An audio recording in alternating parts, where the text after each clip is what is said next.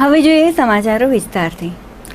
કચ્છ જિલ્લામાં કચ્છી નવા વર્ષની ભારે ઉમંગ અને ઉત્સાહભેર ઉજવણી કરાઈ હતી। કચ્છી નવા વર્ષની ઉજવણીમાં ભુજ સ્વામિનારાયણ મંદિર આયોજિત ભગવાન જગન્નાથ, બલભદ્ર અને બહેન સુભદ્રાની રથયાત્રા એક અનેરું આકર્ષણ સર્જ્યું હતું। રવિવારે અષાઢી બીજે સાંજે ભુજ મંદિરના મહંત પુરાણી ધર્મનંદનદાસજી તથા કોઠારી પાર્ષદ જાદવજી ભગત સહિતના વડીલ સંતોના હસ્તે શોભાયાત્રાએ પ્રસ્થાન કર્યું હતું। જિલ્લામાં ગાંધીધામ, અંજાર, રાપર, નલિયામાં પણ રથયાત્રાઓએ ધામધૂમથી ભગવાનને નગરયાત્રા કરાવી હતી।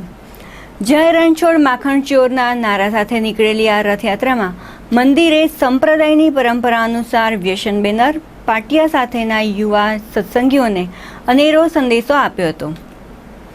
આ રથયાત્રા જેમ જેમ આગળ વધતી ગઈ, શહેરના વિવિધ વિસ્તારના અને વિવિધ ક્ષેત્રના અગ્રણીઓએ યાત્રાનું સ્વાગત કર્યું હતું। ઓકે, આજે કચ્છી નવ વર્ષ છે, અષાઢ સુદ બીજ એટલે કે અષાઢી બીજ। આજે જગન્નાથ ભગવાનની રથયાત્રા નીકળે જગન્નાથપુરીમાં તો વર્ષોથી નીકળે છે।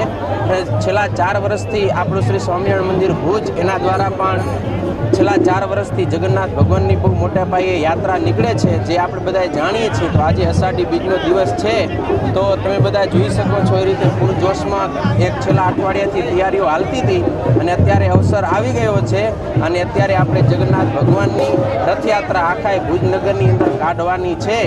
એ ભુજ મંદિરના ઘણા બધા સંતો, કચ્છી નનાદેવ યુવક મંડળના યુવાનો તેમજ સમગ્ર કચ્છના હરિભક્તો અને ભુજનગરની જાહેર જનતા આ બધાએ આ ઉત્સવની અંદર જોડાશે અને ખૂબ જ મોટે પાયે રથયાત્રા ધામધૂમથી નીકળવાની પૂરી તૈયારીમાં છે। અને સમજી લો 150 જેટલા સંતો આ રથ ખેંચવાની અંદર હશે અને 150-200 જેટલા યુવાનો આને ખેંચશે। આમ તો આપણે બધા ખેંચવા માટે થનગનતા હોય, પણ આપણે વ્યવસ્થા જળવાય એટલે ખાસ જેને ધોતી ઉપર કુર્તા અને પીળા પટ્ટા પહેરેલા છે એવા યુવાનો જ રથ ખેંચી શકશે અને એવી જ રીતે મહિલા મંડળમાં પણ હશે।